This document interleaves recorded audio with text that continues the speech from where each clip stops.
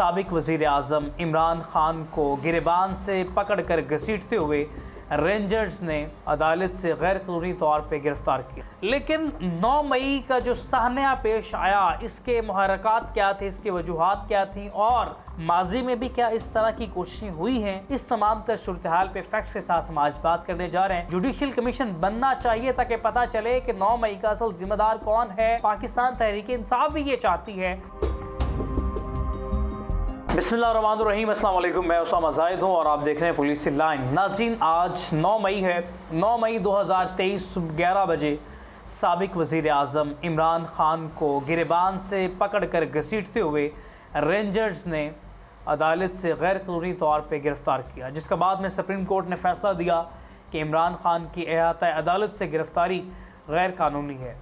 लेकिन 9 मई का जो साहनिया पेश आया, इसके मुहर्रकात क्या थे, इसकी वजूहात क्या थी और माजी में भी क्या इस तरह की कोशिशें हुई हैं, इस तमाम तर सूरत हाल पे फैक्ट्स के साथ हम आज बात करने जा रहे हैं। आपसे इल्तमास है कि वीलॉग आखिर तक दीजिएगा।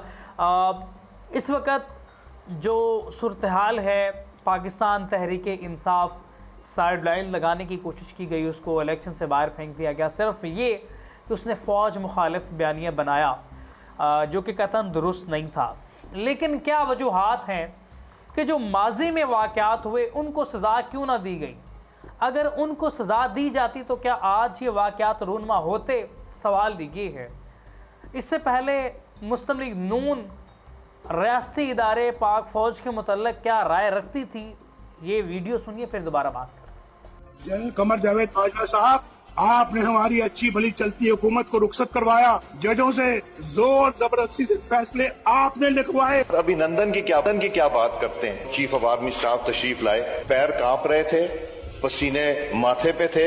शाह महमूद साहब ने कहा कि खुदा का वास्ता है अब इसको वापस जाने दें, क्योंकि 9 बजे रात को हिंदुस्तान पाकिस्तान पे अटैक कर रहा है। वो कोई हिंदुस्तान ने अटैक नहीं करना था, कुछ नहीं होना था, सिर्फ घुटने टेक के अभिनंदन को वापस भेज।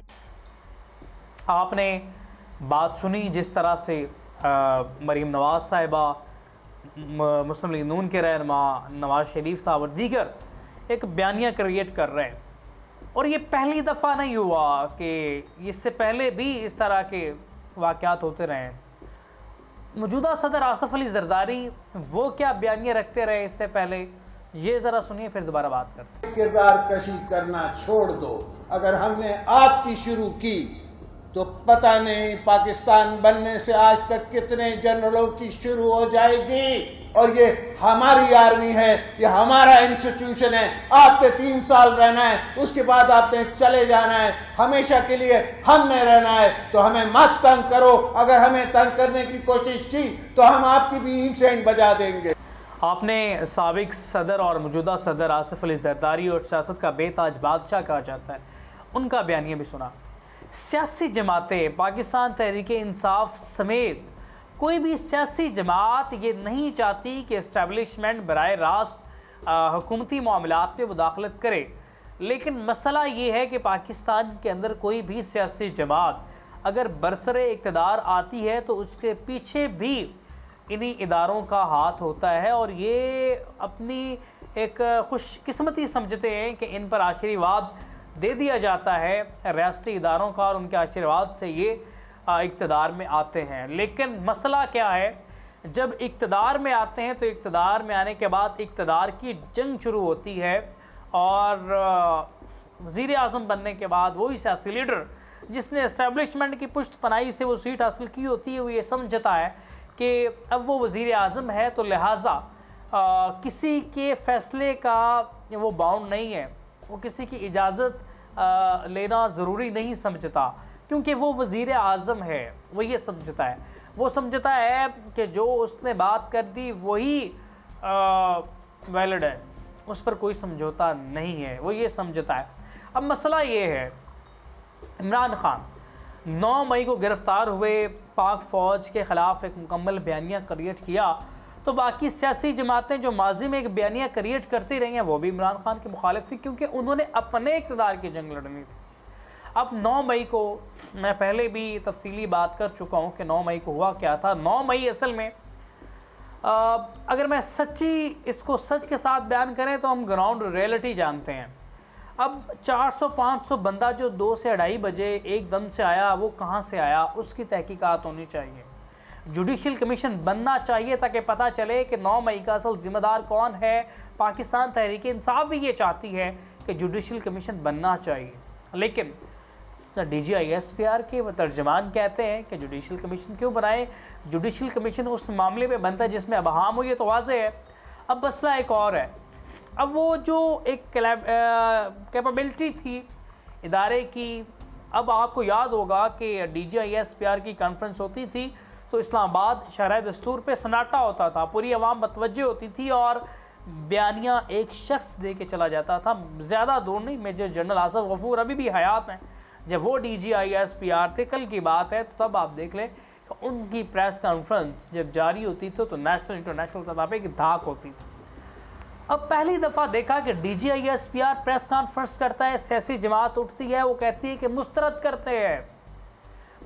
करते हैं, आपकी बात को हम वैलिड नहीं समझते, असल बयानिया ये नहीं है, माफ़ी नहीं मांगेंगे, मुलाजमीन से माफ़ी नहीं मांगी जाती, हमें आपको पहले हमसे माफ़ी मांगनी चाहिए। सहाफ़ी सवाल करता है इमरान खान से कि माफ़ी की बात की गई है, आप माफ़ी मांगेंगे? वो कहते हैं कि मैं क्यों माफ़ी मांगूँ, इन्हें मुझसे माफ़ी मांगनी चाहिए। ये था वो चेंज, क्लाइमेट चेंज कह लें, जो मर्ज़ी कह लें, वो इमरान खान लेकर आए। और पहली दफ़ा हमने देखा कि इमरान खान इस चीज़ में सुरखरू हुए कि वो इस्टेब्लिशमेंट के ख़िलाफ़ एक बयानिया क्रिएट करके उस पर साबित कदम रहे, जो कि माजी में ऐसी मिसाल नहीं मिलती जिस तरह की इमरान खान की मिसाल हमने देखी। अब मसला ये है कि अब इदारे क्या हैं, अवाम इदारे बनाती है, अवाम अपने टैक्स देती है, वो कहती है कि ये हम पे कर रहे हैं, आप हमारी सिक्योरिटी पे मामूर हैं, आपका काम हमारी हिफाजत करना है। लेकिन जिनका काम सरहदों की हिफाजत है वो ऐवान बाला में घुसने की कोशिश कर रहे हैं, वो कोशिश कर रहे हैं कि किसी तरह से कारोबार पे फोकस किया जाए। DHA, फौजी, सीमेंट, तस्करी बैंक, लातादाद 100 से ऊपर कंपनीज बना के रखी है।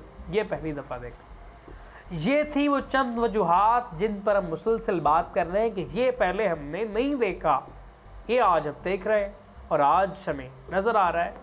ये थी वो चेंजेस जिनको लेके इस्टेब्लिशमेंट थोड़ी सी परेशान दिखाई दी कि पहली दफ़ा एक सियासी लीडर स्टैंस लेता है, अपनी बात पर टिका रहता है। 2 मसले हैं। इस्टेब्लिशमेंट का मसला ये है कि उसने इमरान खान को दूसरे सियासतदानों की तरह आसान लिया, और इमरान खान का ये मसला था कि ज़्यादा लीथल हो गया, डट गया। इसने कहा जी क्यों नहीं।